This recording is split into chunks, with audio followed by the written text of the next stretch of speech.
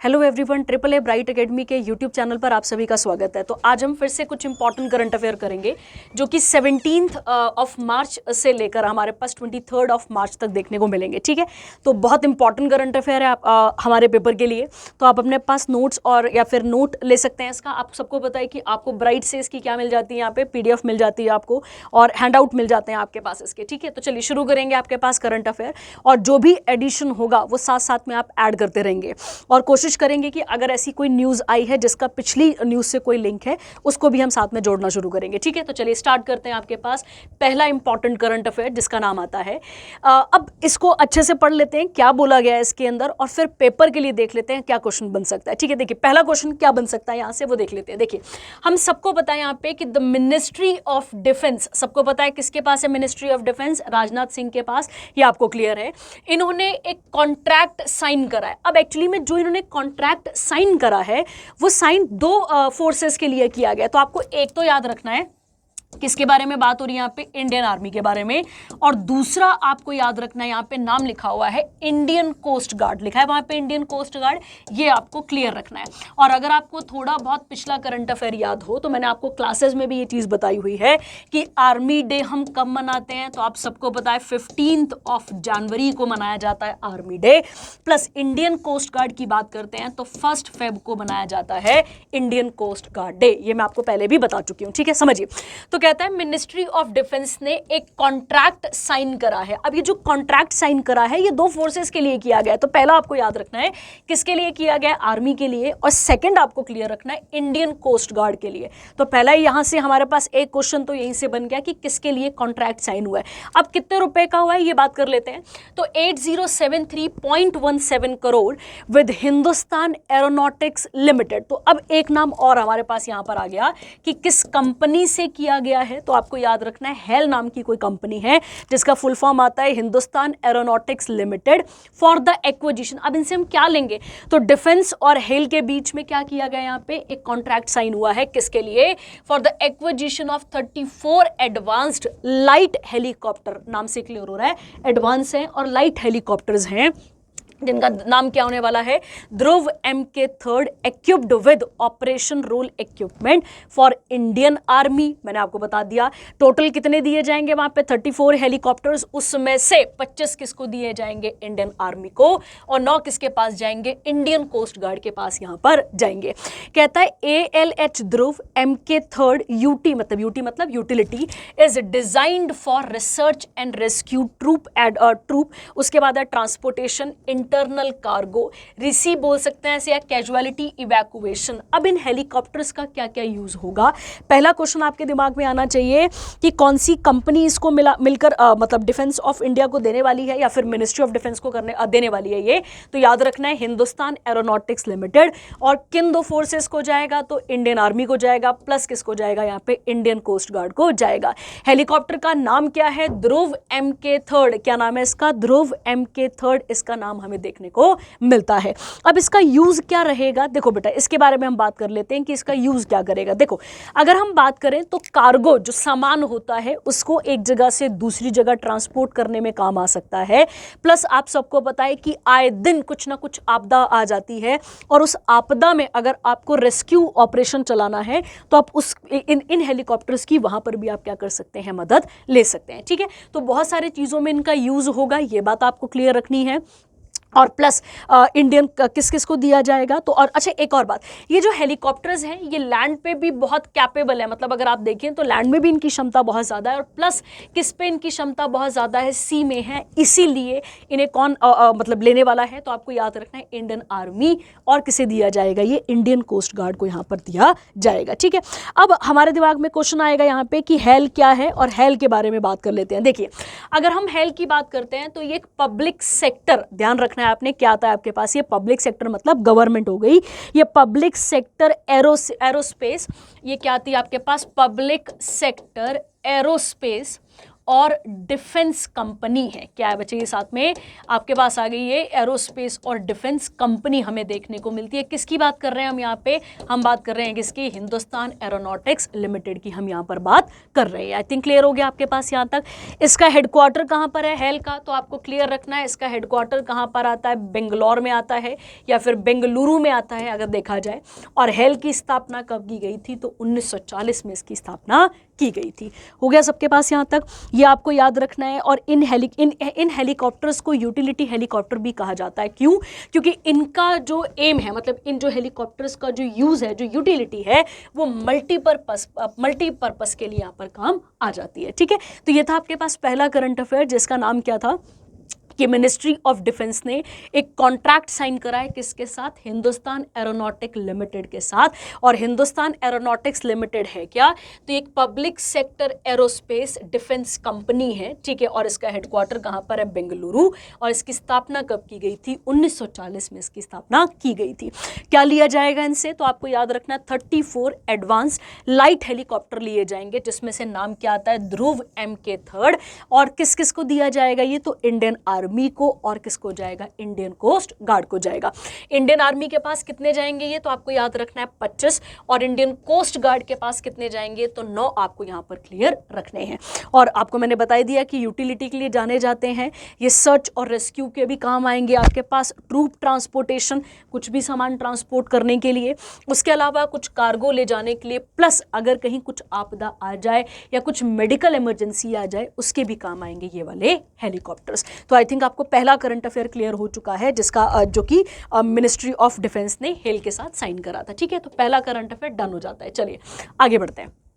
आगे आता है सिप्री रिपोर्ट। अब सिप्री क्या है पहले तो पहला क्वेश्चन तो हमारे पास ये हो गया कि सिप्री क्या है, इसके बारे में बात करते हैं। देखिए सिप्री का पहले फुल फॉर्म देख लेते हैं, क्या पेपर में क्वेश्चन रहता है। देखिए कहता है यहाँ पे Stockholm international peace research institute. उससे पहले अगर आप देखो यहाँ पे तो लिखा हुआ है थिंक टैंक। जब भी हम थिंक टैंक की बात करते हैं तो इंडिया का भी एक अपना थिंक टैंक है जिसने प्लानिंग कमीशन ऑफ इंडिया को रिप्लेस करा था, और उसका नाम आता है नीति आयोग। क्या आता है बच्चे इसका फुल फॉर्म, क्या नाम आता है इसका यहाँ पे, तो नीति आयोग आपके पास नाम आता है, national institution for transforming India. ठीक है, चलिए तो इंडिया के थिंक टैंक का नाम क्या आ जाता है, नीति आयोग। अब हम इसके बारे में बात कर लेते हैं। ठीक है, चलिए देखते हैं। देखिए क्या लिखा है, आराम से पढ़ते हैं। देखिए क्या लिखा है, कहते हैं according to trends in international arms. मतलब बात किसकी हो रही है यहाँ पे, आर्म्स को लेकर बात हो रही है। आर्म्स मतलब हथियार आ गए आपके पास। ठीक है, ट्रांसफर्स 2023 की एक रिपोर्ट को रिलीज किया गया है। किसने कराई है, तो स्वीडिश मतलब स्वीडन का एक थिंक टैंक है जिसका नाम है सिप्री, और सिप्री का फुल फॉर्म है Stockholm international peace research institute. इसके अकॉर्डिंग इंडिया जो है वो यहाँ पे India was the world's top arms importer for the period 2019 से लेकर 23 तक। आप सबको पता है कि हम डिफेंस के क्षेत्र में बहुत बड़े बड़े काम कर रहे हैं और हम अपने डिफेंस को बहुत हाई लेवल पे लेके जा रहे हैं। उसके लिए हमने बहुत सारे आर्म्स को अलग अलग जगह से खरीदा है। जैसे आपको पता होगा रफेल आ जाता है, सुजुकी आ जाता है, और भी बहुत सारे आ जाते हैं।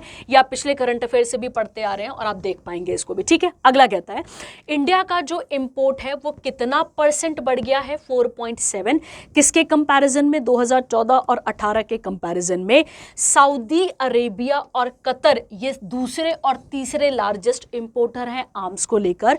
यूएसए की अगर हम बात करें, फ्रांस की बात करें, रशिया की अगर हम बात करें तो ये लार्जेस्ट एक्सपोर्टर हैं। याद है ना, एक्सपोर्टर बोलने का मतलब है इन्हीं से तो हम सामान ले रहे हैं। रशिया के साथ तो हमारी बहुत सारी मिसाइल चल रही हैं, ब्रह्मोस आपको पता है इसके साथ। ठीक है, तो बहुत सारी चीज़ें आ जाती हैं जो कि हम इनसे क्या कर रहे हैं, यहाँ पे इंपोर्ट कर रहे हैं।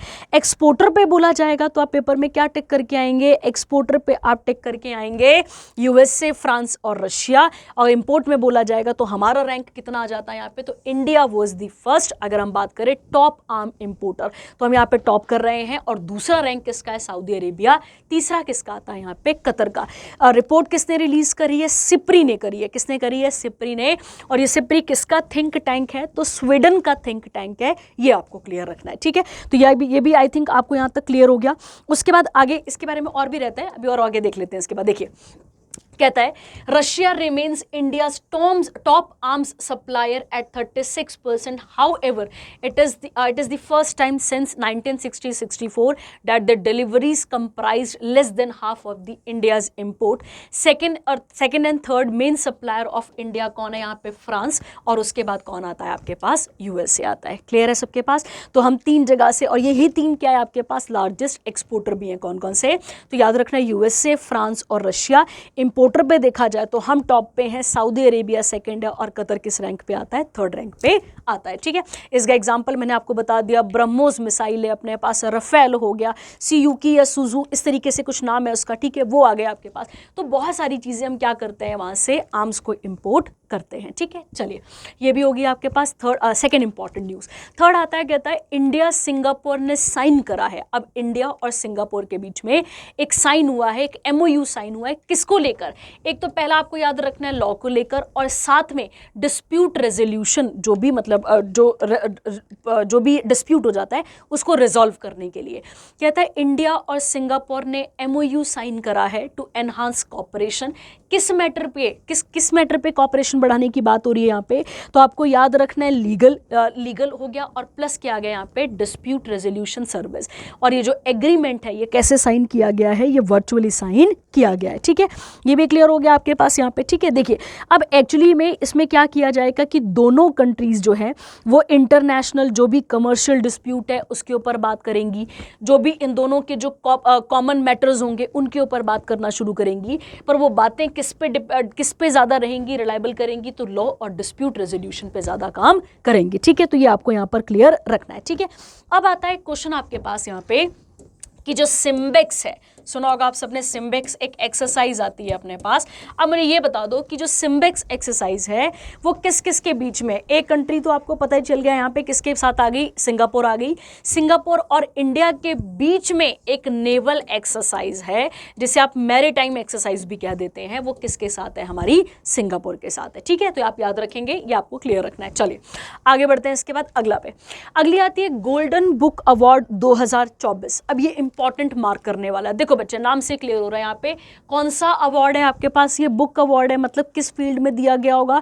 लिटरेचर, ऑथर, इन सबको दिया गया होगा. तो देखते हैं. कहता है विंग्स पब्लिकेशन इंटरनेशनल. अब एक आपके पास ऑर्गेनाइजेशन आ गई.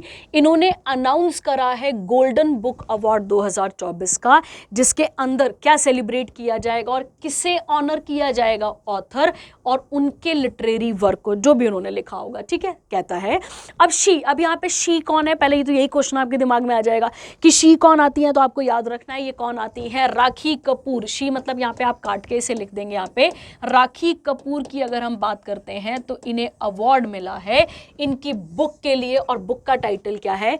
Breaking free embracing me, healing from childhood abuse and toxic conditioning. तो पहला हो गया आपके पास. उसके बाद है she previously won the award in 2023. अब इनको 2023 में भी मिला था फॉर हर कौन सी बुक के लिए? 25th. तो ये वाली कौन सी होगी इनकी? ये एम्ब्रेसिंग वाली 26th हो गई. बुक का टाइटल क्या था? Now you breathe overcoming toxic relationship and abuse. ठीक है, तो इन्होंने बहुत सारी किताबें लिखी हैं जिसमें रिलेशनशिप के ऊपर, प्रेगनेंसी के ऊपर बहुत अलग अलग इनकी किताबें हमें देखने को मिलती हैं. कहता है the winners of golden book award 2024 में और भी कुछ लोग आते हैं, जिसमें अनुपम खेर, आप सबको पता है फिल्म एक्टर हैं ये अपने पास, यहाँ पे एक्टर है अपने पास. इनकी अगर हम बात करें तो इनकी ऑटोबायोग्राफी है जिसका नाम है lesson life taught me unknowingly. उसके बाद है राजू एस झा जिनकी बुक का नाम आता है ड्रंकन मैनेजर. उसके बाद आता है Gaurav Tiwari, love the lasted forever. उसके अलावा ट्विंकल खन्ना का नाम आपने सुना है, जो कि अक्षय कुमार की पत्नी आती हैं. उनकी भी एक किताब है वेलकम टू पैराडाइज. अब बहुत सारी किताबें हैं बच्चा, इतना सब कुछ याद करना मुश्किल हो जाएगा. जो इंपॉर्टेंट है वो हमने यहाँ पे लिख दी आपके लिए, उतना उतना देख लेंगे तो काम रहेगा. ठीक है, वेलकम टू पैराडाइज. ठीक है, तो ये आपको याद रखना है. ये किसकी है? ट्विंकल खन्ना की आ जाती है, जो कि किसकी पत्नी आती है अपने पास? अक्षय कुमार की. ठीक है, चलिए आता है अगला. ये हो गया आपके पास. तो गोल्डन अवार्ड जो है वो कौन से साल का हुआ है? तो 2024 का. किसने पब्लिश करा था? तो विंग्स पब्लिकेशन. किसने करा था? Wings publication. Golden book award किस फील्ड में मिलता है? तो लिटरेरी अवार्ड है ये, और लिटरेचर की फील्ड में हमें ये प्रोवाइड किया जाता है. किसको दिया जाता है? ये ऑथर्स को दिया जाता है. क्लियर है? चलिए आगे बढ़ते हैं. इसके बाद अगला आता है आपके पास. अच्छा, ये न्यूज़ आप सबको पता होगा कि अरुण गोयल ने क्या कर दिया था, रिज़ाइन कर दिया था। अगर आपने न्यूज़ सुनते रहते हैं आप लोग, क्योंकि अभी वोटर्स वो आना था ना, अभी डेट अनाउंस हुई थी, उसके तुरंत बाद ही अरुण गोयल ने क्या कर दिया था, यहाँ पे रिज़ाइन दे दिया था जैसे अनाउंसमेंट होने वाली थी इलेक्शंस के डेट की। तो अब उस कॉन्ट्रोवर्सी पे तो हम नहीं जाएंगे, पर हमारे पास यहाँ पे क्या काम की चीज़ है उसको समझ लेते हैं। पहला देखते हैं। देखिए बच्चे, जब भी आप इलेक्शन कमीशन ऑफ इंडिया की बात करते हैं, आर्टिकल नंबर 324 ये हमें यहाँ पर याद रखना है। दूसरा क्वेश्चन इससे बनने वाला क्या हो जाता है कि इलेक्शन कमीशन डे कब, इसकी स्थापना कब हुई थी, तो आपको याद रखना है कब हुई थी इसकी स्थापना। तो आप क्लियर रखेंगे अपने पास, इसकी स्थापना की गई थी 25 जनवरी, सॉरी 26 नहीं है 25 को है, 25 जनवरी 1950 को इसकी स्थापना की गई थी, ये आप क्लियर रखेंगे। और इसकी बात करें तो 25 जनवरी को ही हम क्या मनाते हैं, यहाँ पे वोटर्स डे मनाते हैं। तो ये भी आपको क्लियर रखना है कि 25 जनवरी को हम क्या मनाते हैं, यहाँ पे वोटर्स डे भी मनाते हैं। तो वो किसकी, मतलब किसकी स्थापना हुई थी उस दिन यहाँ पे, तो इलेक्शन कमीशन ऑफ इंडिया की स्थापना की गई थी। ठीक है, चलिए अब ये तो हो गया आपके पास दो क्वेश्चन। उसके अलावा आपको पता होगा कि पहले वोटिंग एज कितनी हुआ करती थी भाई, तो पहले हुआ करती थी 21 साल, 21 से कितनी की गई थी, 18।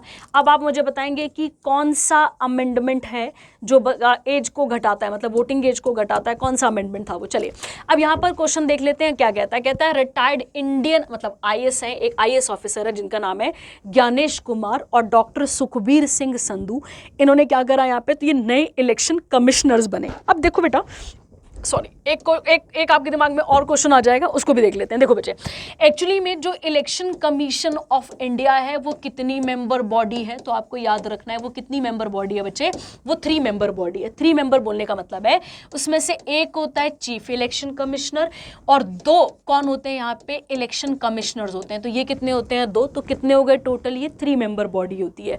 अब समझिए कि जो अरुण गोयल थे, वैसे भी अब देखो इसको ईजी करके समझते हैं, ये कौन थे, चीफ इलेक्शन कमिश्नर कौन है भी अपने पास, तो राजीव कुमार है। ये तो हमें क्लियर हो गया, ये तो हमें याद हो गया, ठीक है, कि पहले अभी कौन थे, तो अभी कौन है यहाँ पे अपने पास, यहाँ पे राजीव कुमार है। अब ये जो इलेक्शन कमिश्नर की पोस्ट है ये ऑलरेडी एक खाली चल रही थी और जो दूसरी सीट है वो किसके पास थी, यहाँ पे अरुण गोयल के पास थी। और अब किसने रिजाइन दे दिया है, अरुण गोयल ने रिजाइन दे दिया है, जिसकी वजह से ये दोनों सीटें क्या हो गई थी, यहाँ पे वैकेंट हो गई थी।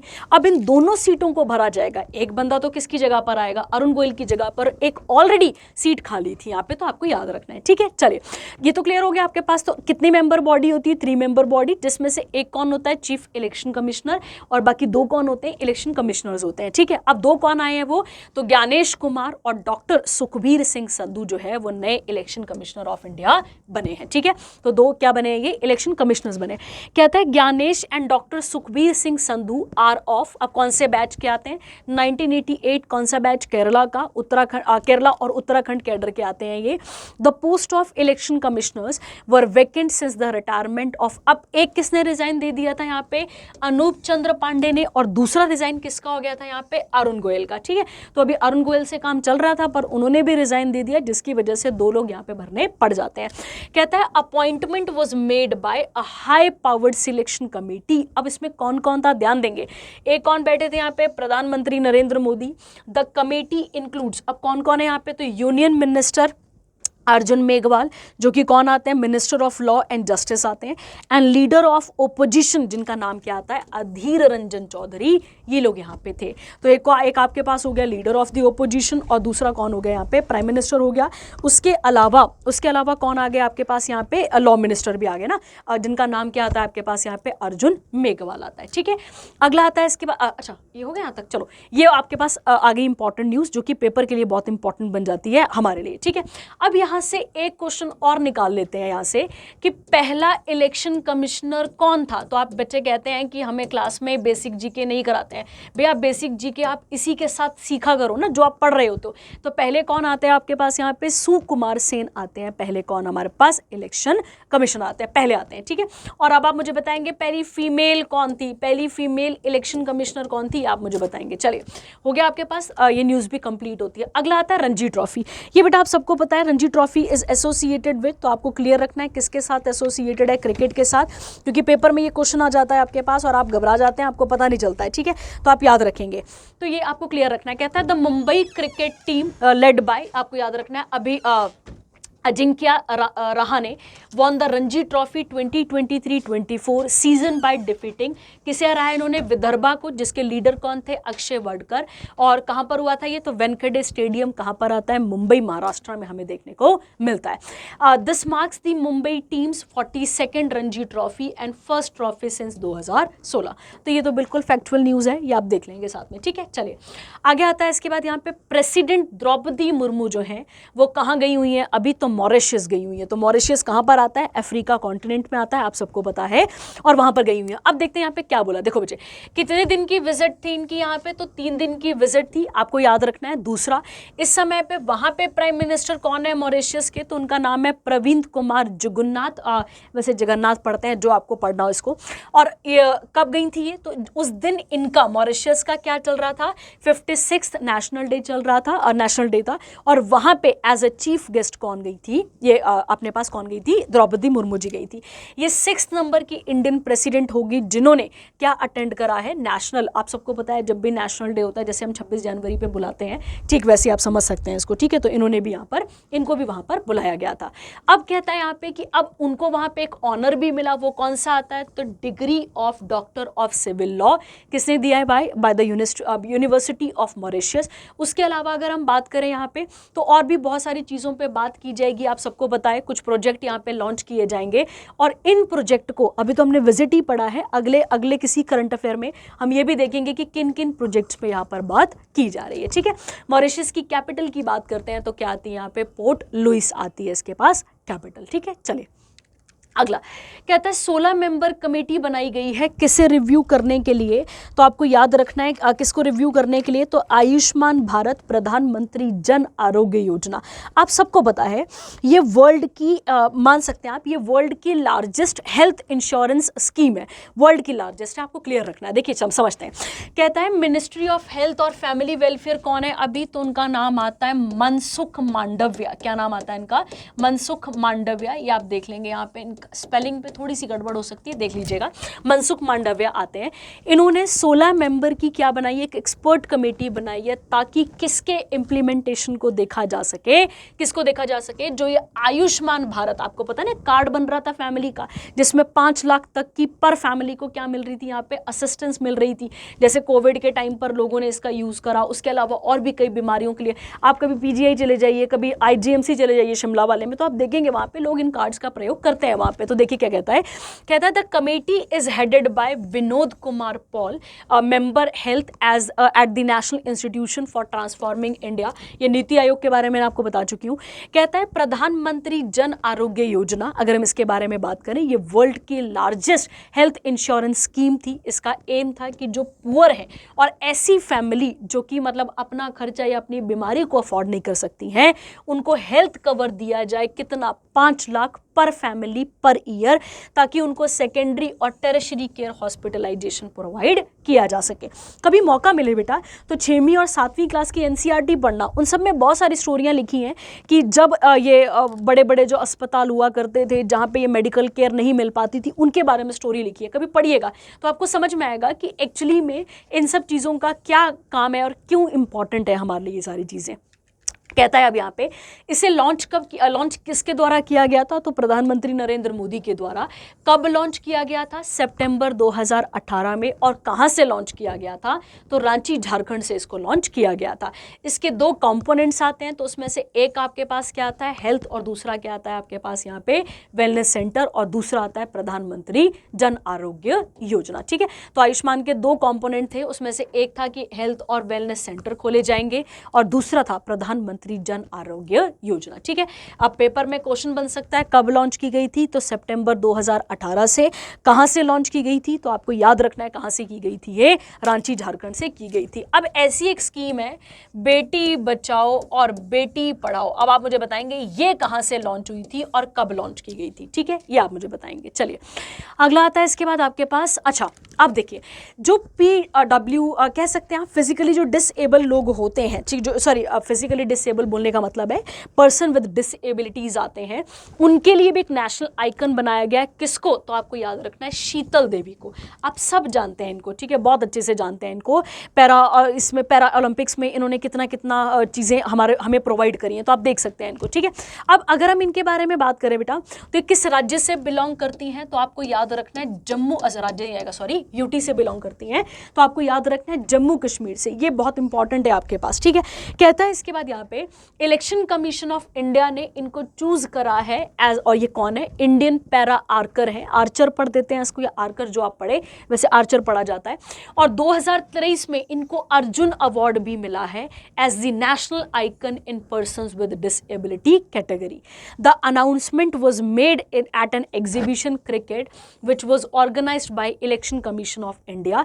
किसके साथ एसोसिएट करके? BCCI। और कहाँ पर ये किया गया है? नई दिल्ली में। तो आप देख सकते हैं इनको, ठीक है। और इनका ये बन गया इंपॉर्टेंट, ये न्यूज़ इंपॉर्टेंट होगी आपके पास, ठीक है। चलिए अगला आता है, कहता है अग्रय एंड अक्षय 5th और 6th शिप हैं जो कि ASW SWC प्रोजेक्ट लॉन्च किया गया है। अब समझ लेते हैं पहले इसके बारे में, फिर आगे समझते हैं इसको। देखिए क्या लिखा है, कहता है अगर हम देखें यहाँ पे, अब दोनों का, अब अच्छा अगर आपसे आ जाए वहाँ पे कि जो अग्रय और अक्षय हैं ये क्या है एक्चुअली में, तो आपको याद रखना है ये दोनों ही क्या आपके पास यहाँ पे, ये दोनों शिप का नाम आ जाता है। देखिए क्या है, कहता है ये दोनों के दोनों जो है ये anti submarine operation in coastal waters, low water intensity maritime operation और माइन लेइंग ऑपरेशन, इनके लिए इनको डिजाइन किया गया और इनको लाया गया है। कहता है अब बनाने वाली कंपनी का नाम क्या है, तो उसका नाम है garden reach ship builders engineers, जिसे ग्रेस से भी पढ़ सकते हैं या GRSC भी पढ़ सकते हैं आप। इन्होंने दो क्या लेकर आए हैं आपके पास यहाँ पे शिप, उसमें से एक का नाम है अग्रय, एक का नाम है अक्षय, जो 5वीं और 6वीं शिप बनती है of 8 anti submarine warfare shallow water craft project for Indian navy in Kolkata West Bengal. ठीक है, तो ये आ गई आपके पास, ये आपको क्लियर रखनी है।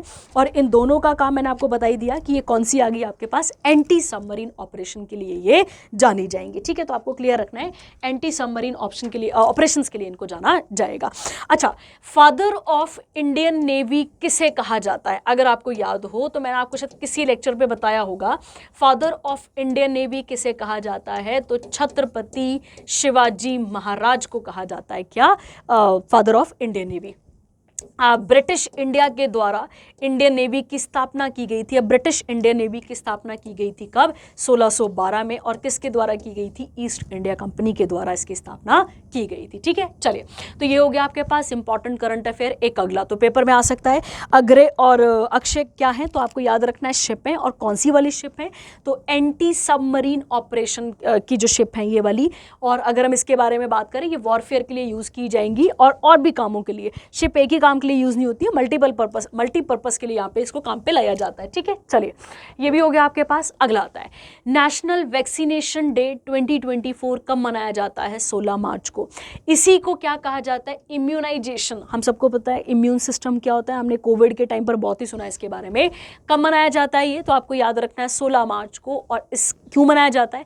ताकि जो वैक्सीनेशन है उसकी क्या ज़रूरत है ह्यूमन हेल्थ के लिए। आपने इंद्रधनुष का नाम सुना होगा, जब बच्चे छोटे होते हैं तो उनको 7 इंजेक्शंस लगते हैं, इंद्रधनुष के बारे में सुना होगा, वैसा वैसा ही कुछ आता है आपके पास ये। और 2024 थीम, इसकी थीम क्या आती है? Vaccines work for all. ठीक है, चलिए, इसमें कोविड की वैक्सीन भी आप काउंट कर सकते हैं। चले, कहता है इसके बाद यहाँ पे इंटीग्रेटेड ट्राई सर्विस एक्सरसाइज हुई है, जिसका नाम क्या आता है आपके पास यहाँ पे? भारत शक्ति। अब देखिए बेटा, भारत शक्ति जो है वो हुई कहाँ पर है? पोखरन में। कहाँ पर हुई है? पोखरन। और पोखरन कहाँ पर आती है, तो आपको याद रखना है ये कहाँ पर आती है, ये आती है आपके पास कहाँ पे? राजस्थान में। ठीक है, अब पोखरन पे अगर आपको याद हो तो पहला न्यूक्लियर टेस्ट हुआ था, कब हुआ था? तो 18 मई 1974 को हुआ था पहला मतलब पहला न्यूक्लियर टेस्ट जो है, जो कब हुआ था अपने पास 18 मई 1974 को, और इसका नाम था स्माइलिंग बुद्धा। क्या नाम था इसका यहाँ पे? स्माइलिंग बुद्धा। ये आपको यहाँ पर क्लियर रखना है, जब भी पोखरण आ जाए ये आपको क्लियर रखना है। और दूसरा एक और हुआ था यहाँ पे, क्योंकि दो हुए ना, दो पोखरण टेस्ट हुए थे, और दूसरा कब हुआ था तो आपको याद रखना है 11 और 13 मई के बीच में हुआ था 1998 में। इस समय पे अटल बिहारी वाजपेयी कौन थे हमारे पास यहाँ पे? प्रधानमंत्री थे, याद रखना है आपको। और इसका नाम था ऑपरेशन शक्ति। क्या नाम था इसका यहाँ पे? ऑपरेशन शक्ति। ये भी आपको यहाँ पर क्लियर रखना है, ठीक है। क्या नाम था बेटा इसका? ऑपरेशन शक्ति। आप यहाँ पर क्लियर रखेंगे, ठीक है। और यहीं पे उन्होंने नारा दिया था, अगर आपको याद हो तो, एक तो जय जवान, ये तो ऑलरेडी हमारे पास चल रहा था, जय किसान, ये भी आपको याद रहेगा, जय जवान जय किसान। और इन्होंने ऐड करा था जय विज्ञान। क्या ऐड करा था? इस सक्सेसफुल टेस्ट के बाद क्या यहाँ पे नारा दिया था? जय जवान जय किसान। ये तो लाल बहादुर शास्त्री का था बेटा। इन्होंने क्या ऐड करा था इसमें? जय विज्ञान ऐड करा था। किसने ऐड करा था? याद रखेंगे, अटल बिहारी वाजपेयी ने। ये क्लियर रखना है आपको। सेकेंड वाले का नाम क्या था? ऑपरेशन शक्ति, जो कि कब चला था? 11 से 13 मई के बीच में 1998 में। और पहला वाला कब लॉन्च हुआ था? 18 मई 1974, जिसका नाम क्या था? स्माइलिंग बुद्धा, ठीक है। चलिए याद रखेंगे आप इसको भी। चलिए आगे बढ़ते हैं। इसके बाद अगला आता है करंट अफेयर आपके पास। अगला देख लेते हैं। आरबीआई ने रिकॉन्स्टिट्यूट कराए कमेटी को of advisers of the Abhyudaya cooperative bank, ठीक है। अब ये बड़ी फैक्चुअल सी न्यूज़ है, इसको पढ़ के देख लेते हैं क्या चीज़ें इसमें बोली जा रही हैं, और पढ़ के से खत्म करते हैं। देखिए क्या लिखा है। कहता है आरबीआई ने रिकॉन्स्टिट्यूट करा है, मतलब दोबारा से बनाया है 3 मेंबर कमेटी को, और 3 member committee of advisers of Abhyudaya cooperative bank limited by inducting. अब यहाँ पे किससे, मतलब यहाँ पे शामिल किया गया है किसको? तो आपको याद रखना है Devendra Kumar in place of Mahendra Chhajed after his resignation. नवंबर 2023 को RBI replace the board of directors. किसके बोर्ड ऑफ डायरेक्टर्स को चेंज कर दिया था? इस बैंक के, for a period of 12 month, and appointed Satya Prakash पाठक, जो कि कौन आते हैं? फॉर्मर चीफ जनरल मैनेजर आते हैं एसबीआई के, और ये क्या बने थे यहाँ पे? एडमिनिस्ट्रेटर, ताकि किसको मैनेज किया जा सके? बैंक को मैनेज किया जा सके।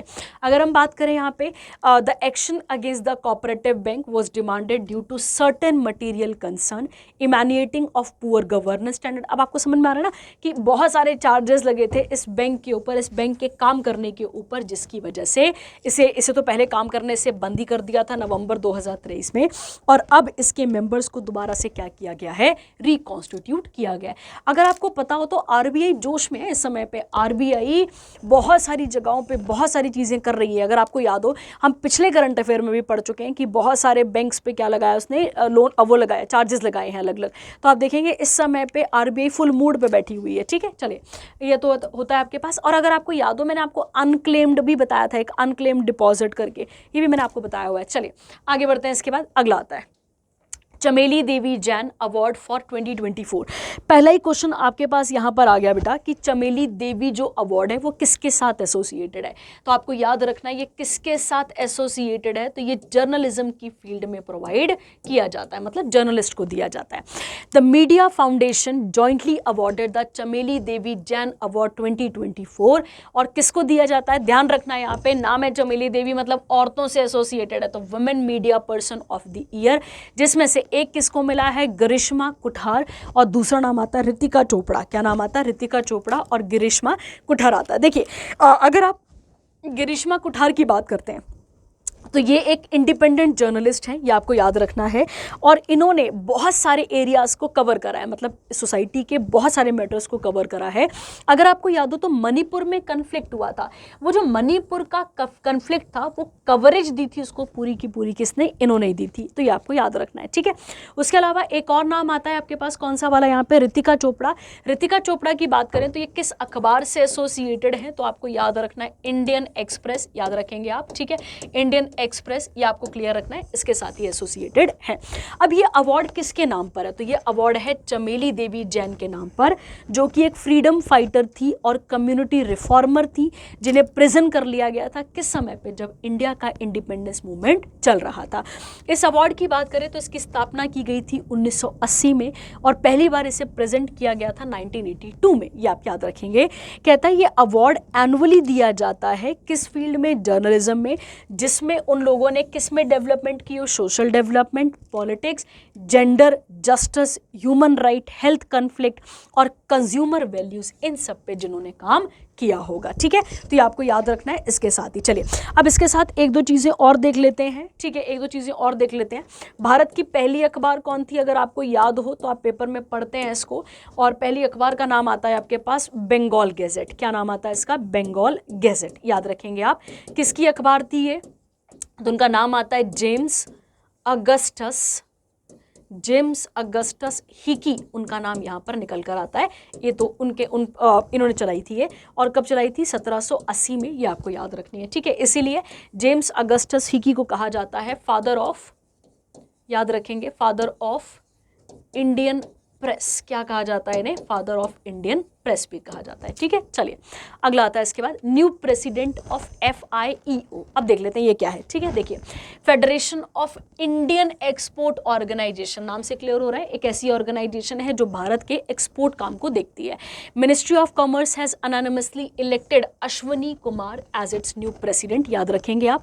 Ashwani Kumar is a partner at Jalandhar Punjab based Victor forging, a manufacturer of hand tools, इनके साथ एसोसिएटेड है, आप याद रखेंगे। और फ्यू है कि एक्चुअली में, तो आपको याद रखने, अपेक्स बॉडी है गवर्नमेंट ऑफ इंडिया की, जो कि क्या काम देखती है, export promotion council, commodity boards और डेवलपमेंट अथॉरिटीज ऑफ इंडिया को रिकॉग्नाइज करती है। ठीक है, और इसकी स्थापना की गई थी 1965 में, किसके द्वारा की गई थी, तो मिनिस्ट्री ऑफ कॉमर्स के द्वारा इसकी स्थापना की गई थी। और अगर आपको पता हो तो मिनिस्टर ऑफ कॉमर्स कौन आते हैं अभी, तो आपको याद रखना है पीयूष गोयल कौन आते हैं अपने पास यहाँ पे, मिनिस्टर ऑफ कॉमर्स निकल कर आते हैं। ठीक है, चलिए आगे अगला आता है यहाँ पे WPL वुमेन प्रीमियर लीग की यहाँ पर बात हो रही है। ये कौन जीत गई यहाँ पे, तो रॉयल चैलेंजर्स, अगर आपको पता हो, अब पता ही होगा वैसे, आप देखते हैं सब मैच आप लोग। देखिए कहता है रॉयल चैलेंजर्स बेंगलोर, RCB की अगर हम बात करें, जिसको कौन लीड कर रही थी, Smriti Mandhana, won the women's premier league 2024 title. किसको हरा दिया इन्होंने, दिल्ली कैपिटल्स को, और दिल्ली कैपिटल्स को लीड कौन कर रही थी, तो मेघन लेनिंग। ठीक है, ये आपको यहाँ पे याद रखना है। और कहाँ पर आ रहा है, तो अरुण जेटली स्टेडियम, जो कि कहाँ पर आता है, नई दिल्ली में आता है। ठीक है, याद रखेंगे आप, और बाकी आप देख लेंगे इसमें कौन कौन से इंपॉर्टेंट है। ठीक है, चलिए अगला आता है, अच्छा ऑरेंज कैप किसे मिली, पर्पल कैप, ये आप कवर कर लेंगे। ठीक है, चलिए अगला आता है आपके पास यहाँ पे India Brazil hold first 2+2 defence and foreign ministerial dialogue, ये इंपॉर्टेंट हो गया आपके पास। ठीक है, तो इंडिया और ब्राज़ील की जब हम बात करते हैं यहाँ पे, तो इनकी 2+2 मतलब 2 वहाँ से 2 यहाँ से सेक्रेटरीज की क्या होने वाली यहाँ पे मीटिंग होगी, और किस मैटर पे होगी यहाँ पे, तो ये पॉलिटिकल प्लस मिलिट्री डायलॉग होगा। ठीक है, अब देखो बच्चे ये डायलॉग है, मतलब इसके ऊपर अभी और बातें आनी है, जैसे आप समझ रहे हैं, जैसे मैंने आपको बताया था, द्रौपदी मुर्मू अभी विजिट पे गई हैं, तो अभी पैरामीटर निकल कर आएंगे, वैसे यहाँ पे और पैरामीटर समय समय पर निकलते रहेंगे। अब इन्होंने किस किस चीज़ों पे बात करी होगी वहाँ पे, सब्जेक्ट देख लेते हैं कौन कौन से, जैसे कि डिफेंस मतलब कि सेना, नामी मिलिट्री डायलॉग है ये। उसके बाद space energy, critical minerals, technology, terrorism को ख़त्म करना, रीजनल और मल्टीलेटरल और other issues of mutual interest, इनके बारे में बात हुई है। अभी इसके अंदर और पैरामीटर क्या रहेंगे, वो निकल कर आएंगे समय समय पर, तो आपको याद रखने पड़ेंगे, वो हम आगे जाकर पढ़ेंगे। ठीक है, चलिए उसके बाद आता है अगला करंट अफेयर आपके पास, इंडिया की पहली लिक्विफाइड नेचुरल गैस पावर्ड बस, ये देख लीजिए। हम सबको पता है कि हम ग्रीन एनर्जी की तरफ बढ़ रहे हैं और बहुत पीक पे बढ़ रहे हैं। ठीक है, तो उसी से एसोसिएटेड ये आती है। तो महाराष्ट्र के CM जो कौन है यहाँ पे, एकनाथ शिंदे, उन्होंने उद्घाटन करा है पहली LNG बस का, याद रखेंगे आप। और कहाँ पे, जिसको कौन ऑपरेट कर रहा है यहाँ पे, Maharashtra state road transport corporation, जैसे होती है ना CT होती है यहाँ पे, वैसी आ गई। तो कहता है इन्होंने एक MOU साइन करा था किसके साथ, MS kings gas for the conversion of diesel buses to LNG। ठीक है, तो डीजल बसेस को अब किस में चेंज करने की बात की जा रही है यहाँ पे, LNG क्या आ गया आपके पास यहाँ पे, लिक्विफाइड नेचुरल गैस आ गया आपके पास। ठीक है, चलिए अब हम मुंबई के बारे में थोड़ी सी, महाराष्ट्र के बारे में 2-3 चीज़ें सीख लेते हैं। अगर आप सबको बताओ बच्चे, महाराष्ट्र की स्थापना की गई थी 1 मई 1960 को। कब की गई थी, 1 मई 1960 को किसकी स्थापना की गई थी, महाराष्ट्र की स्थापना की गई थी। तो ये आपको क्लियर रखना है। ठीक है, उसके अलावा अगर हम बात करते हैं यहाँ पे, मुंबई जो आता है अपने पास यहाँ पे, इसकी कैपिटल, उसे क्या कहा जाता है, फाइनेंशियल कैपिटल ऑफ इंडिया कहा जाता है। ठीक है, अब आप मुझे बताएंगे कि किस यूटी के साथ मुंबई अपना बॉर्डर शेयर करता है, किस यूनियन टेरिटरी के साथ मुंबई अपना बॉर्डर शेयर करता है, ये आप मुझे बताएंगे। ठीक है, चलिए आगे आता है। इसके बाद यहाँ पे जॉइंट मिलिट्री एक्सरसाइज हुई है जिसका नाम आएगा लिमितिये। अब आप इसे पढ़ सकते हैं ना, लिमितिये, और कहाँ हुई है ये, सेचुलीज में हुई है। देख लेते हैं, देखिए क्या कहता है। कहता है इंडियन आर्मी की मतलब कॉन्टिजेंट जिसका नाम क्या आता है, Gorkha rifles, embarked for Seychelles to participate in the, कौन से नंबर की होने वाली है ये, तो 10th मिलिट्री एक्सरसाइज है जिसका नाम क्या है, लमिते 2024, बिटवीन किसके बीच में, Indian army plus Seychelles defence forces के बीच में हो रही है। एक्सरसाइज अगर हम बात करें तो एक्सरसाइज मीनिंग फ्रेंडशिप इन सिरोल, हेल्ड इन मार्च 2024। इस एक्सरसाइज की अगर हम बात करते हैं, अब बाकी तो आप इसमें देख लेंगे किसके साथ है।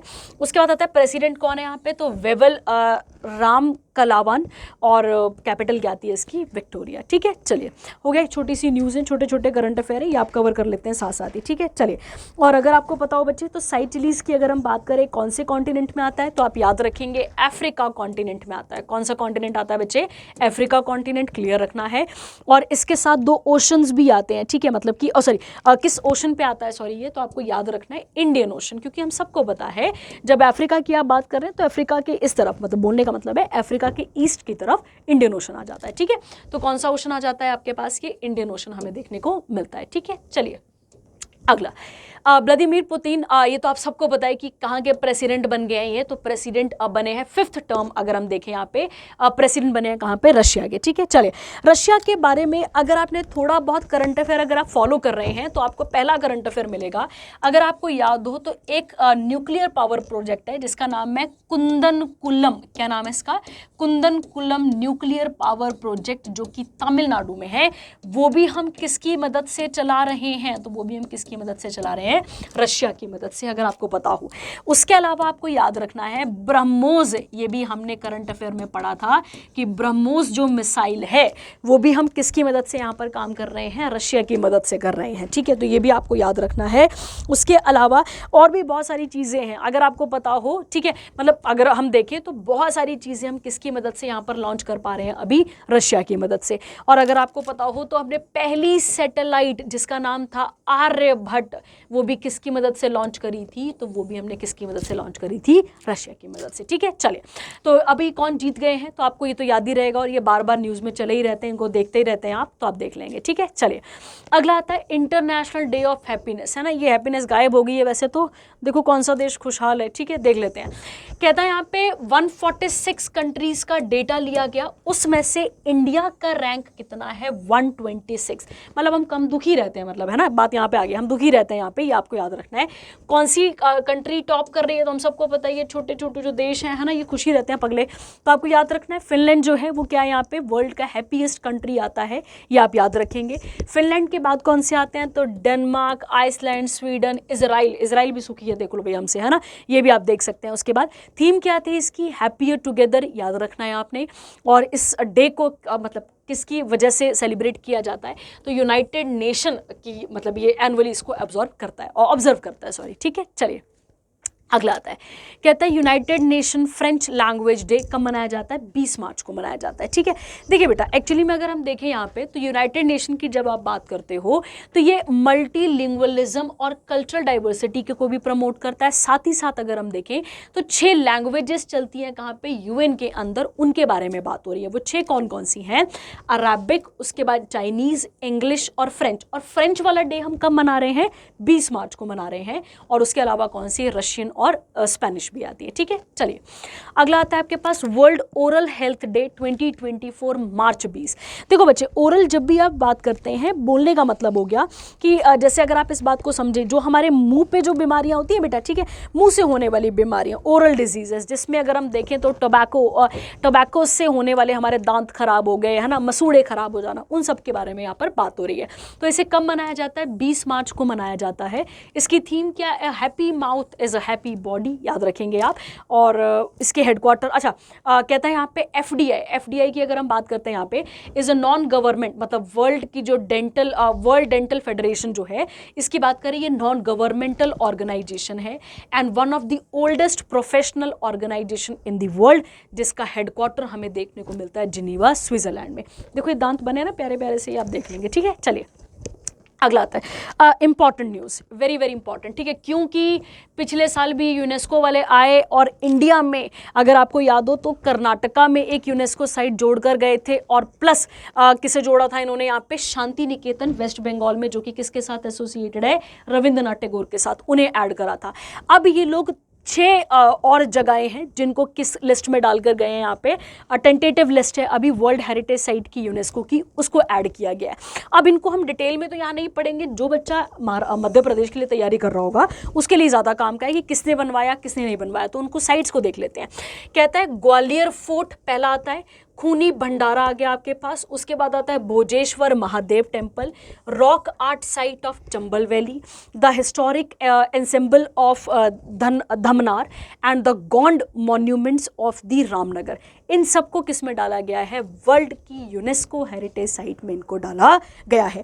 अभी इंडिया में यूनेस्को साइट कितनी चल रही हैं, 42, अब ये ऐड हो जाएंगी धीरे धीरे करके, तो आप इसको भी काउंट कर लेंगे। और पहली यूनेस्को साइट कौन कौन सी थी, तो अगर आपको पता हो, अजंता एलोरा, अजंता एलोरा केव सुनी है सबने, अजंता एलोरा सुनी होंगी आप सबने। उसके अलावा आगरा का किला हो गया प्लस ताजमहल हो गया, ठीक है, तो आपको याद रखना है अजंता एलोरा। उसके अलावा साथ आप जोड़ लेंगे आगरा का ताजमहल नहीं, आगरा का महल आ जाएगा, फिर ताजमहल आ जाएगा। और इन्हें कब जोड़ा गया था, 1983 में। और अभी जो मैंने आपको बताई शांति निकेतन, प्लस मैंने आपको बताई अभी कर्नाटका की होयसलाज मतलब डायनेस्टी है एक, जो आप मेडिवल पढ़ते हैं मेरे साथ, मैंने आपको वहाँ बताई हुई है, तो कर्नाटका वाली आ गई। इनको अभी 2023 में ऐड किया गया था, आपको याद रखना है। और अब मध्य प्रदेश की जो 6 हैं इनको क्या किया गया है, टेंटेटिव लिस्ट के अंदर अभी डाला गया है, ठीक है। चलिए बात करते हैं यूनेस्को की। आप सबको फुल फॉर्म पता है इसका, ठीक है, united nation united nation education scientific cultural organisation. इसके डायरेक्टर जनरल कौन आते हैं, ऑड्रे अजोले आते हैं। हेडक्वार्टर कहाँ पर है, पेरिस फ्रांस में।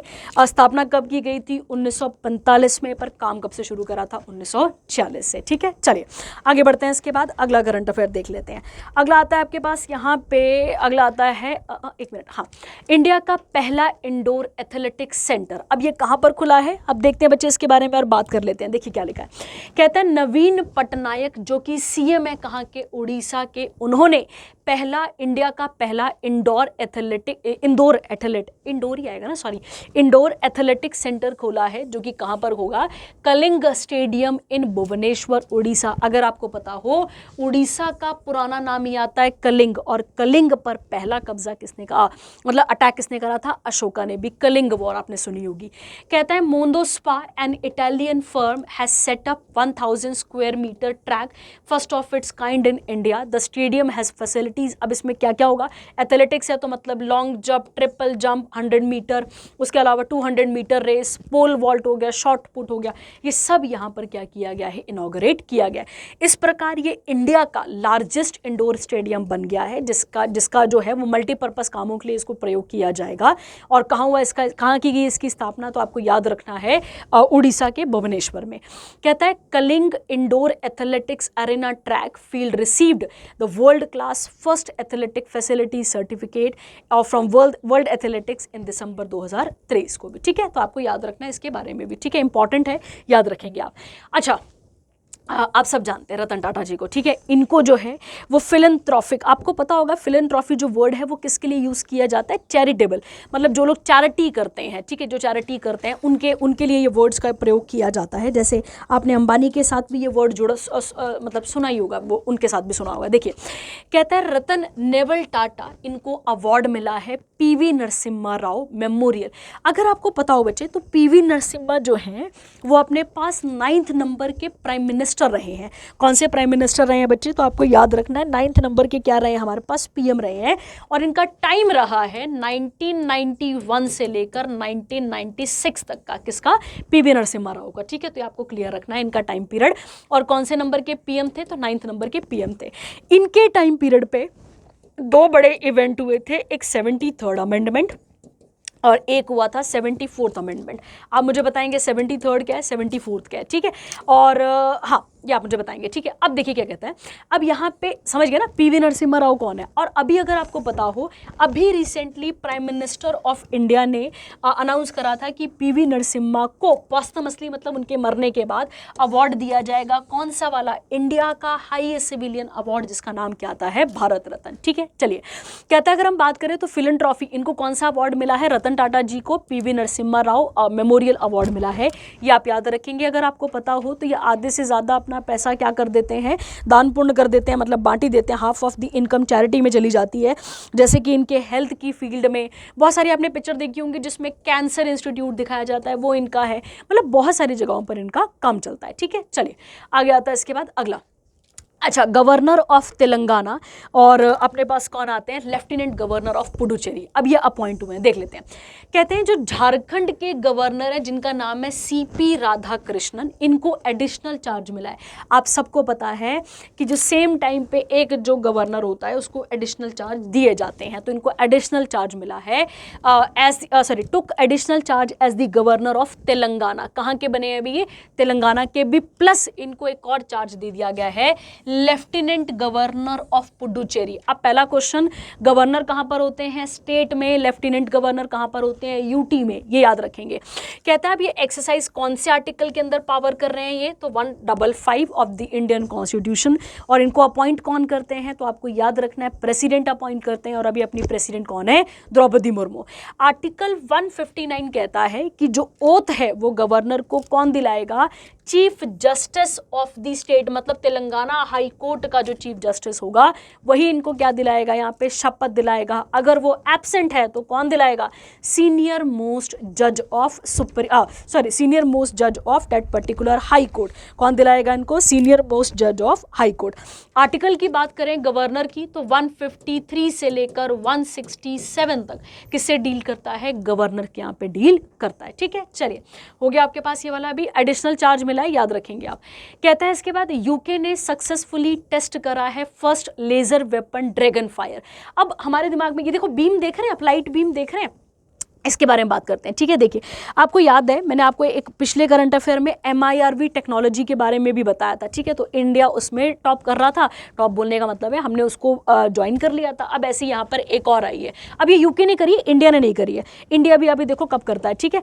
अब देख लेते हैं बेटा, इसके बारे में बात करते हैं। देखिए, अगर मिसाइल को मिसाइल से अगर ख़त्म करना हो, मतलब अगर हम मान लेते हैं कि एक मिसाइल आगे से आ रही है और एक मिसाइल यहाँ से आ रही है, मान लेते हैं एक यहाँ से एक यहाँ से, तो मिसाइल आपस में टकराएंगी तो डिस्ट्रॉय हो जाएंगी। बट अब यहां पे इस मिसाइल को लेजर की मदद से खत्म करना, इस टेक्नोलॉजी को आप यहां पर कह रहे हैं लेजर डायरेक्टेड एनर्जी वेपन, आप इसे यहां पर कह रहे हैं, ठीक है। मतलब सामने से आने वाला जो टारगेट है उसको डिस्ट्रॉय करना। कैसे डिस्ट्रॉय करना? लेजर से, याद रखेंगे आप। उसके अलावा माइक्रोवेव से, ठीक है। प्लस यहां पे जो लेजर बीम होती है उससे खत्म करना अपने टारगेट को। इसे आप क्या कहेंगे? यहां पे लेजर डायरेक्टेड एनर्जी वेपन आप इसे यहां पर कहेंगे, ठीक है।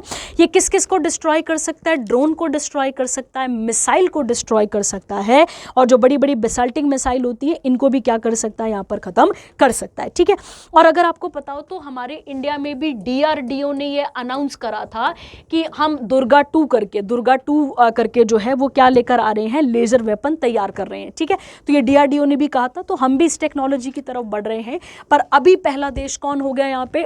पहला मतलब ऐसा इंट्रोड्यूस करने वाला पहली मिलिट्री कौन सी होगी है, या पहली डिफेंस मिनिस्ट्री कौन सी होगी है? तो यूके की हो गई है। ये आपको याद रखना है, ठीक है। चलिए, ये हो गया आपके पास एक और इंपॉर्टेंट करंट अफेयर। अब आगे बढ़ते हैं इसके बाद और अगले करंट अफेयर की तरफ चलते हैं, ठीक है। देखिए, अगला कहता है आपके पास यहाँ पे वर्ल्ड स्पैरो डे, ठीक है। आप सबको पता है बच्चे ये चिड़िया लुप्त हो रही है, ठीक है। लुप्त होने की कगार पे है स्पैरो की अगर हम बात करें।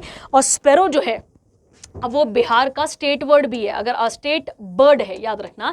और प्लस दिल्ली की भी स्टेट वर्ड क्या आती है आपके पास यहाँ पे? दिल्ली की स्टेट वर्ड मतलब यूटी वर्ड आ गई। क्या नाम आता है इसका? यहाँ पे स्पैरो आता है। और थीम क्या है इसकी? I love sparrows. और ये आपको क्लियर रखना है। कब मनाया जाता है ये? तो 20 मार्च को ये दिन मनाया जाता है। और इसका साइंटिफिक नेम क्या आता है?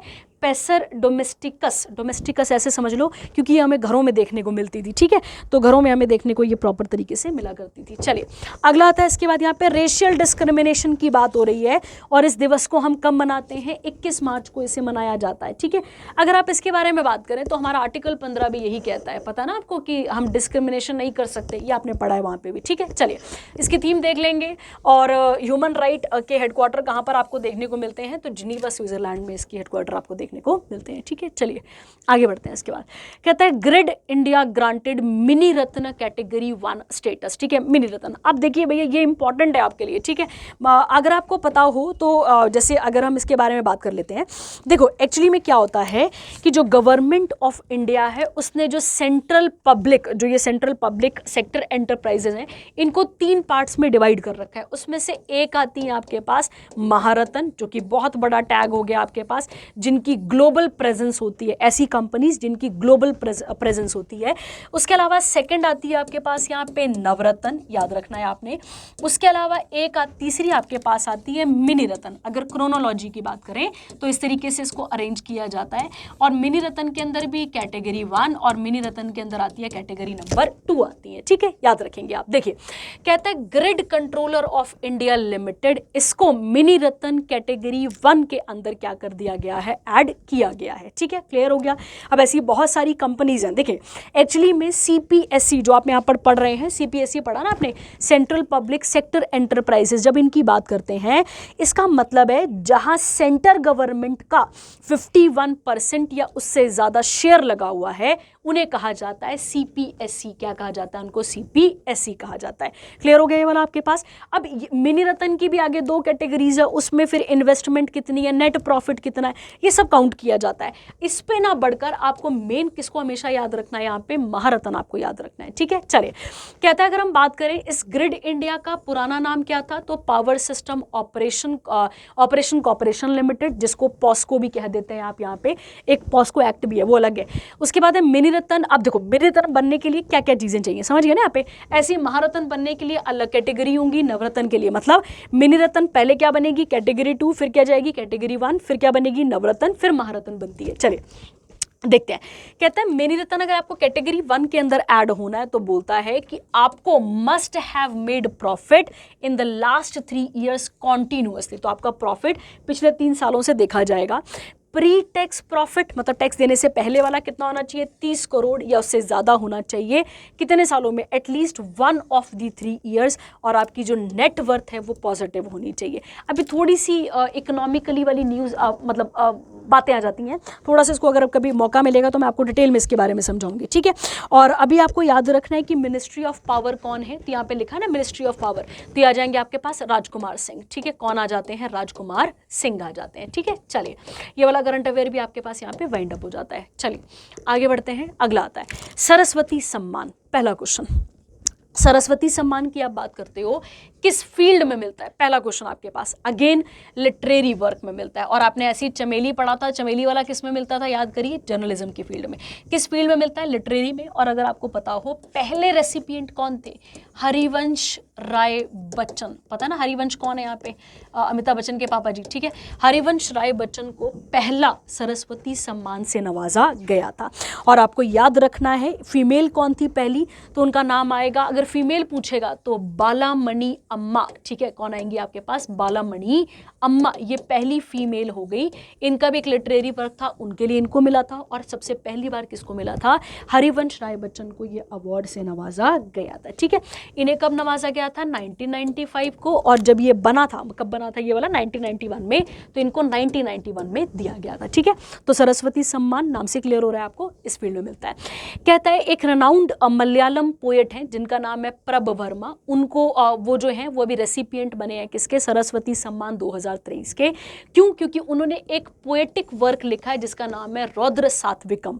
और he is the 33rd recipient of Saraswati सम्मान, जो कि कौन प्रोवाइड करता है के बिरला फाउंडेशन, याद रखेंगे आप। इसकी स्थापना कब की गई थी? 1991, और उसी साल किसको दिया गया था? हरिवंश राय बच्चन को दिया गया था।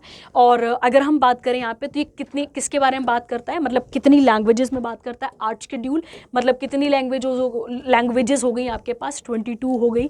द अवार्ड, इस अवार्ड में कैश प्राइज मिलता है 15 लाख, और उसके अलावा एक सर्टिफिकेट, प्लेक इस तरीके से प्रोवाइड किया जाता है। ठीक है, चलिए अगला आता है। अच्छा, एक और, ये मैंने आपको बता दिया, हर इनको मिला था। ठीक है, उनकी ऑटोबायोग्राफी के लिए क्या क्या उनकी ऑटोबायोग्राफी में क्या बोलूँ, क्या याद करूँ? नींद का निर्मण फिर से, बसेरे से दूर, दशद्वार से स्वपन तक आ जाएगा। और बिसाइड सरस्वती सम्मान, व्यास सम्मान, बिहारी पुरस्कार, ये भी किसमें ये भी कौन देता है? तो के बिरला फाउंडेशन देता है, ये याद रखना है। ठीक है, चलिए अगला आता है चेयरमैन ऑफ आईबीए। अब इसके बारे में बात कर लेते हैं। इंटरनेशनल आता है आपके पास यहाँ पे, इंटरनेशनल नहीं होगा, sorry, central bank of India. ठीक है, हाँ, इंडियन बैंक एसोसिएशन, इंटरनेशनल तो गलत हो जाएगा ना। चलिए देखते हैं कौन बने हैं। मतम वेंकटा राव जो हैं वो क्या बने हैं?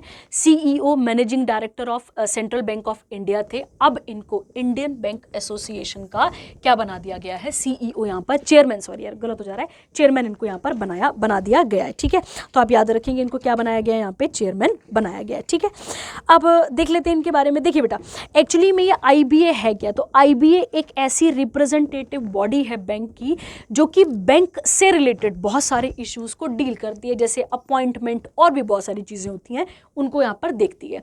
आईबीए की बात करें तो इसका हेडक्वार्टर आता है मुंबई, महाराष्ट्र में। इसकी स्थापना की गई थी 1946 में। चलिए अगला बढ़ते हैं। प्राइम मिनिस्टर ऑफ फिलिस्तान भी से पढ़ा जाता है, या पैलेस्टीनिया अथॉरिटी। अब कौन बने यहाँ पर? तो आपको याद रखना है मोहम्मद मुस्तफ़ा। इतना सही नाम आप याद रखेंगे, बाकी इतना याद करने की जरूरत नहीं पड़ेगी, नाम याद रख लो। ठीक है, प्रेसिडेंट कौन है? तो यहाँ पे महमूद अब्बास, और कैपिटल क्या आती है इसकी? जेरूसलम इसकी कैपिटल आती है। ठीक है, चलिए प्रेसिडेंट ऑफ इंडोनेशिया, क्या नाम आता है इनका यहाँ पे? तो प्रोवो सुबियांतो। अब देखो नाम पढ़ना कितना टफ है, तुम कुसुम्बो याद रख लो। ठीक है, प्रोवो कुसुम्बो करके याद रख लो। ठीक है, तो ये क्या बने यहाँ पे? नए प्रेसिडेंट बने हैं, कहाँ के? इंडोनेशिया के। अगर बेटा आप सबने थोड़ा बहुत ध्यान से पढ़ा हो तो मैंने पिछले लेक्चर पे आपको बताया था कि हमारी और इनकी एक एक्सरसाइज है जिसका नाम क्या आता है? गरुड़। बताई थी मैंने आपको, गरुड़ एक्सरसाइज आती है। उसके अलावा एक इनके साथ हमारी आती है समुद्र शक्ति, बताया था आपको, समुद्र शक्ति एक्सरसाइज। और एक कौन सी आती है? गरुड़। समुद्र तो आपको क्लियर ही हो रही है, मैरीटाइम आ जाएगी, और गरुड़ आती है इनके साथ हमारी मिलिट्री। इंडोनेशिया की कैपिटल क्या आती है? जकार्ता। करेंसी क्या चलती है यहाँ पे? रुपया। चलिए आगे बढ़ते हैं। पोइट्री डे कब मनाया जाता है? 21 मार्च को मनाया जाता है, वेरी इंपॉर्टेंट। और इसकी थीम क्या आती है यहाँ पे? Standing on the shoulders of giant. चलिए अगला आता है डाउन सिंड्रोम। डाउन सिंड्रोम आपको पता है ना, ऐसे बच्चे जिनकी बॉडी में बॉडी का जो स्ट्रक्चर है वो बाकी बच्चों के कंपैरेटिव क्या होता है? अलग सा देखने को आपको मिलता है, या दिमागी तौर पर जो कमज़ोर होते हैं उनके बारे में यहाँ पर बात की गई है। ठीक है, तो ये डे कब मनाया जाता है? 21 मार्च को। और इसका थीम क्या है? And the stereotypes. ठीक है, क्या थीम आती है इसकी आपके पास? एंड दी स्टीरियोटाइप्स इसकी थीम यहाँ पर हमें देखने को मिलती है। ठीक है, चलिए आगे बढ़ेंगे इसके बाद यहाँ पे। ठीक है, अगला आता है आपके पास यहाँ पे, अगला करंट अफेयर देखते हैं। इंडिया का फॉरेक्स रिजर्व जो है वो बढ़ चुका है, कितना बिलियन हो चुका है? 636.095 बिलियन। अब इसके बारे में बात कर लेते हैं। ठीक है, देखिए बच्चे, एक्चुअली में क्या होता है, जब आप मतलब फॉरेक्स की बात करते हैं, फॉरेक्स जो है वो दो वर्ड से मिलकर बन रहा है। एक बन रहा है फॉरेन, और एक बन रहा है आपके पास एक्सचेंज रिजर्व। क्या बनता है यहाँ पे? Foreign exchange reserve.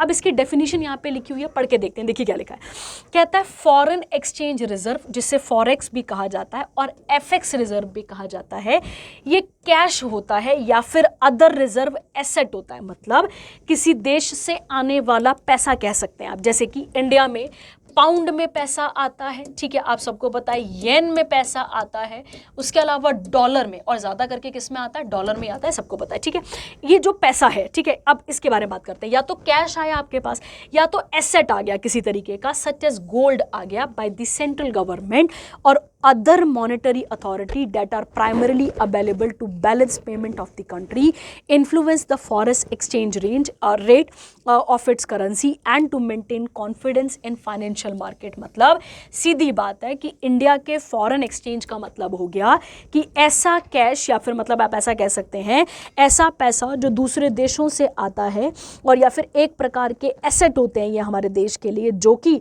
किसी भी देश के सेंट्रल बैंक के द्वारा क्या किए जाते हैं, रखे जाते हैं। ज़्यादा करके जो रिजर्व है वो कैसे रखा जाता है, डॉलर में रखा जाता है, गोल्ड में रखा जाता है, मैंने आपको बता दिया ना, इस तरीके से इसको रखा जाता है। और इंडिया का जो फॉरेक्स है वो क्या कर चुका है, यहाँ पे टॉप कर चुका है, बढ़ चुका है। ठीक है, ये आपको यहाँ पर याद रखना है। ठीक है, चलिए हो गया आपके पास। अगला आता है, आरबीआई ने परचेज करा है 8.7 टन ऑफ गोल्ड इन जनवरी 2024।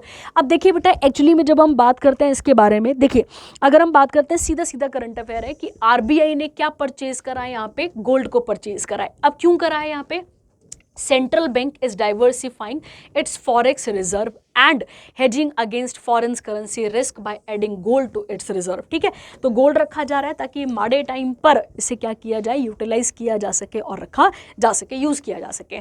अगर हम बात करें वर्ल्ड गोल्ड काउंसिल की, तो इसका हेडक्वार्टर कहाँ पर आता है, लंदन में आता है। ठीक है, चलिए अगला आता है यहाँ पे, हाँ, सीबीएसई के नए चीफ बने हैं। कौन बने यहाँ पर, तो आपको याद रखना है कौन बने यहाँ पे, राहुल सिंह बने हैं, ये क्लियर रखना है आपको। सीबीएसई की स्थापना कब की गई थी, तो आप याद रखेंगे 2 जुलाई, ठीक है, 1929 को इसकी स्थापना क्या की गई थी, इसकी स्थापना की गई थी। इसका हेडक्वार्टर कहाँ पर आता है, नई दिल्ली में आता है। और अभी मिनिस्ट्री ऑफ एजुकेशन किसके पास है, तो वो आती है आपके पास धर्मेंद्र प्रधान के पास। किसके पास आती है, धर्मेंद्र प्रधान के पास ये आती है। ठीक है, और कौन बने हैं सीबीएसई के नए चेयरमैन, राहुल सिंह बने हैं। चलिए अगला आता है ऑर्डिनेंस फैक्ट्री डे 18 मार्च। ऑर्डिनेंस आपको पता है ना बेटा, ऑर्डिनेंस का मतलब हो गया युद्ध सामग्री, गोला बारूद, अस्त्र शस्त्र, ये सब चीज़ें आ जाती हैं। ठीक है, तो कहता है ब्रिटिश अथॉरिटीज़ ने 1775 में बोर्ड ऑफ ऑर्डिनेंस की स्थापना करी थी। फोर्ट विलियम कहाँ पर है, कैलकाटा में आता है। और फोर्ट विलियम अंग्रेज़ों की क्या बनी थी, तो आपको याद रखना है ये इनकी ईस्टर्न प्रेसिडेंसी थी। कौन सी प्रेसिडेंसी थी, ईस्टर्न प्रेसिडेंसी थी, आपको याद रखना है। और which marks the official beginning of the army ordnance in India. 1801 में ब्रिटिश गवर्नमेंट ने क्या इस्टेब्लिश कर दिया था, गन कैरेज एजेंसी, कहाँ पर, कोसीपुर, कैलकाटा में। और जिसका प्रोडक्शन स्टार्ट कब हुआ था, 18 मार्च 1802 से। उसके बाद से अब भारत की सरकार इसे देख रही है और अब तब से ये दिन मनाया जा रहा है अपने पास और इसे यहाँ पर रखा जाता है। ठीक है, चलिए अगला आता है, इसके बाद अगला करंट अफेयर। अगला आता है stress test reveals higher risk for large mutual funds. अब देखिए बेटा, एक्चुअली में क्या है ये न्यूज़, इसके बारे में बात करते हैं। देखिए एक्चुअली में क्या हुआ था कि सेबी ने एक मैंडेट पास किया, मतलब कुछ टाइम पहले एक मैंडेट पास किया था, जिसमें बोला गया कि जो मिड कैपिटल वाली जो कंपनीज़ हैं या फंड्स हैं और जो स्मॉल कैप वाली जो फंड है या फिर कंपनीज़ हैं, उनको अपना जो स्ट्रेस है, ठीक है, उनको मतलब ये बताना था कि उनमें मतलब उन कंपनीज़ में कितना स्ट्रेस है, वो सेबी को उनको क्या करना था, सबमिट करना था। इन सब ने क्या कर दिया, मतलब जो स्मॉल और जो मिड कैपिटल कंपनीज़ हैं या फिर आप कह सकते हैं जो ये म्यूचुअल फंड वाली कंपनीज़ हैं, इन्होंने अपने डेटा को क्या कर दिया, सेबी को सबमिट कर दिया। और सेबी ने बताया कि जो लोग हैं वो ज़्यादा करके जो ये लार्ज म्यूचुअल फंड वाली जो कंपनीज़ हैं इसमें पैसा ना लगाकर छोटी छोटी में क्या कर रहे हैं, पैसा लगा रहे हैं। ठीक है, मतलब जो स्मॉल कंपनीज़ हैं, उसके अलावा जो मिड कंपनीज़ हैं, उन पे ज़्यादा पैसा लगा रहे हैं। तो सेबी का मानना है कि भाई लोगों को तो बहुत जल्दी अमीर होना है और अमीर होने के चक्कर में वो लॉन्ग टर्म पे ना जाकर इन वाली छोटी छोटी कंपनीज़ पे क्या कर रहे हैं, वहाँ पे क्या कर रहे हैं, उनके ऊपर पैसा लगा रहे हैं। और सेबी का मानना है कि अगर ऐसा ही चलेगा, मतलब कल को अगर ऐसा ही चलता रहा तो मार्केट अगर गिरती है तो नुकसान किसका होगा, इन वालों का होगा, लार्ज म्यूचुअल वालों का होगा। ठीक है, चलिए हो गया आपके पास। अगला आता है इसके बाद यहाँ पे सेबी की स्थापना कब हुई थी, तो 12 अप्रैल 1988 को हुई थी। ये एक एग्जीक्यूटिव बॉडी है, याद रखना है आपने। हेडक्वार्टर आता है इसका कहाँ पे, मुंबई महाराष्ट्र में। और इसकी चेयरमैन कौन है अभी, तो मधावी पुरीभुज, जो कि पहली वुमेन हुई जो सेबी को लीड कर रही हैं। सेबी एक रेगुलेटरी बॉडी है जो सिक्योरिटी कमोडिटी मार्केट में काम करती है। किसके अंदर, ministry of finance, government of India के अंदर काम करती है। ठीक है, तो आप इसे याद रखेंगे साथ में। ठीक है, चलिए अगला आता है आपके पास यहाँ पे संगीत कला निधि अवार्ड। संगीत कला निधि अवार्ड की आप बात करते हैं, देख लेते हैं। ठीक है, चलिए इसके बारे में बात कर लेते हैं। कहता है noted Carnatic vocalist, Carnatic music होता है, और and Magsaysay award winner T M. Krishna को क्या मिला है यहाँ पे, संगीत कला निधि का अवार्ड यहाँ पर दिया गया है। ठीक है, याद रखेंगे आप यहाँ पे, और बस इतना आपको याद रखेगा, इतना काफ़ी है आपके पास। ठीक है, चलिए अगला आता है आपके पास यहाँ पे नए चेयरमैन बने हैं किसके, प्रसार भारती के। अगर आपको पता हो बच्चे, ठीक है, अगर हम बात करते हैं इसके बारे में, प्रसार भारती के बारे में, तो देख लेते हैं प्रसार भारती के बारे में भी हम यहाँ पे देख लेते हैं। ठीक है, देखिए क्या कहता है। प्रसार भारती की जब हम बात करते हैं तो इसके नए चेयरमैन बने हैं जिनका नाम क्या आता है, नवनीत कुमार सहगल। क्या नाम आता है बेटा इनका, नवनीत कुमार सहगल इनका नाम आता है। कहता है breaking for a 4-year vacancy the Indian government has appointed Navneet Kumar Sehgal, याद रखेंगे आप, Navneet Kumar Sehgal, a retired bureaucrat as the new chairman of, कहाँ के चेयरमैन बने हैं ये, तो आपको याद रखना है कहाँ के चेयरमैन बने हैं ये, प्रसार भारती के, जो कि कंट्री की पब्लिक सर्विस ब्रॉडकास्टर है, याद रखेंगे। सेगल्स टर्म कब तक लास्ट रहेगा, 3 साल, या फिर वो जब तक 70 साल के नहीं हो जाते हैं यहाँ पे, तो आपको याद रखना है यहाँ पे 70 साल के नहीं हो जाते हैं तब तक बोला गया यहाँ पे। और अगला कहता है यहाँ पे जो भी मतलब इनकी एज के अकॉर्डिंग क्या आएगा, पहला आएगा। ठीक है, पहला आएगा इसके बाद यहाँ पे, तो इसके बारे में बात यहाँ पे की गई है। The order stated that the president had made appointment on the selection committee recommendation. उसके बाद कहता है यहाँ पे द 3 मेंबर पैनल यहाँ पर बैठा था, और वो 3 मेंबर पैनल की जब आप बात करते हैं तो वो 3 मेंबर पैनल जो है उसमें कौन कौन थे, तो एक जस्टिस रंजन देसाई थे, उसके अलावा कौन थे, चेयरपर्सन ऑफ प्रेस काउंसिल की बात की जा रही है यहाँ पे, उसके प्रेस काउंसिल ऑफ इंडिया, उसके बाद इंफॉर्मेशन एंड ब्रॉडकास्टिंग मिनिस्टर, क्या नाम आता है उनका यहाँ पे, मिनिस्टर नहीं सॉरी सेक्रेटरी आते हैं जिनका नाम था संजय जाजू। ठीक है, प्रसार भारती जो है वो इंडिया का लार्जेस्ट, अगर हम बात करें यहाँ पे, तो ब्रॉडकास्टिंग आता है एजेंसी आती है। इसकी स्थापना की गई थी 1990 में, और काम करना कब से शुरू करा था इसने, तो आप क्लियर रखेंगे कब किया था, 1997 में इसका काम यहाँ पे करना शुरू किया गया था। कहता है Prasar Bharati overseas operation of Doordarshan, पता ही होगा आप सबको, जो कि नेशनल टेलीविज़न नेटवर्क आता है हमारे पास यहाँ पे। उसके अलावा कहता है यहाँ पे, और ये आपको यहाँ तक क्लियर रखना है। ठीक है, चलिए अगला देख लेते हैं। इसके बाद ये आते हैं प्रसार भारती के। अगला कहता है यहाँ पे, ये मैंने आपको बता दिया। उसके बाद आता है, एक मिनट ये आता है, ये हो गया प्रसार भारती वाला। उसके बाद ये हो गया 5 PSB हैं, 5 मतलब पब्लिक सेक्टर बैंक हैं, जिनके ऊपर क्या कर दिया है, गवर्नमेंट ने अपनी शेयर होल्डिंग को कम करने की बात की गई है। ठीक है, अब पहले तो देख लेते हैं बेटा, देखो वो 5 पब्लिक सेक्टर यूनिट कौन कौन सी है। देखिए पहला आता है बैंक ऑफ महाराष्ट्र, उसके बाद आता है इंडियन ओवरसी बैंक, उसके बाद यूको बैंक। इन सब ने क्या कर दिया है अपना, मतलब इनके ऊपर जो है वो सरकार ने अपना पैसा लगाने से मतलब कम कर दिया। देखिए क्या कहता है, समझाती हूँ मैं आपको। कहता है सेबी का एक रूल है, मतलब जिसमें बोला जाता है सेबी के रूल के अकॉर्डिंग आपको 25% अपने स्टेक जो हैं वो पब्लिक को ऑफर करने होते हैं। ठीक है, और ये रूल को फुलफिल करने के लिए गवर्नमेंट क्या कर देती है, अपने स्टेक्स को बेचना शुरू कर देती है। अब यहाँ पे क्या किया जाएगा इसको समझ लेते हैं। देखो कहता है यहाँ पे कि गवर्नमेंट अपने द्वारा जो शेयर होल्डिंग है उसको कितने परसेंट यहाँ पर कम करेगी, यहाँ पे to less than 75% to adherent to the SEBI's minimum public shareholding. मैंने आपको बता दिया मिनिमम कितनी बोली है वहाँ पे, 25% से। ठीक है, तो अब यहाँ पे ये कम किया जाएगा, और इसको कम करने के चक्कर में इन सारे बैंकों से, मतलब इन सारी बैंकों से कम किया जाएगा। देखो कहता है जैसे पंजाब और सिंध बैंक से कितना अभी उनके पास कितना चल रहा है, 98, कितना लेकर आना है यहाँ पे, 75% पे पहुँचना है। ऐसी चेन्नई बेस्ड ओवरसीज बैंक, उसका कितना चल रहा है, 96.38। यूको का कितना चल रहा है, 95। तो कितने पे लेकर आना है इन सबको, यहाँ पे 75% को लेकर आना है। कहता है SEBI mandate that all listed companies maintain a minimum public share holding, कितना, 25%। ठीक है, चलिए अगला आता है इसके बाद आपके पास यहाँ पे, अच्छा इंडिया और यूएसए की एक एक्सरसाइज हुई है जिसका नाम क्या आता है आपके पास यहाँ पे, टाइगर ट्रम्फ। तो आप याद रखेंगे ये हुई है, और अगर हम इसके बारे में बात करें हार्बर फेज और सी फेज को लेकर ये बात की गई, आप देख सकते हैं टाइगर ट्रम्फ। ठीक है, नेवी वाली है। आगे आता है इसके बाद अगला आपके पास एयर क्वालिटी इंडेक्स 2023 का।